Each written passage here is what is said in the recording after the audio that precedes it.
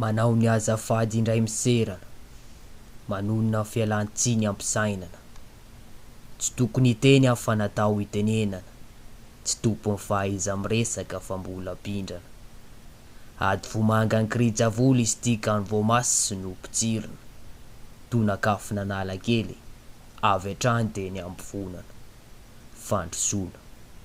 Fandrosoana iraisana ny tetiavana fa tsy fandrosoan'olo-tokana, ka leo angaraharina fa matsimbola fa zatakona ny indrindra fa mivola tokana. Atokana iarovana ny tontolo iainana.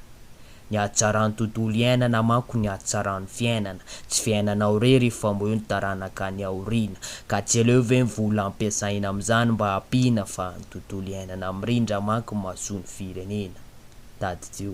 Tady tio fa ny ala maitso ao aminy de voninahitry ny fanjakana, betsaka ny fikasana ho an'ny fandrosoana maharitra, saingy tsy ampy ny famatsimbola de tsy mandeha ny asa. Lazaina foana hoe masoa aloha vao mahafinaritra, kanefa any amin'ny mahafinaritra ny vola miasa ka lasa mitsibozibozy ministera, tsisy afa-tsy ny karaha manomena, te hanao zavatra goavana fa tsisy vola ampiasaina, fa olana maharitra izao ny ilaina, sosikevitra mampisaina hoe tsinjara ao amin'ny tokony hoe izy volam-pirenena.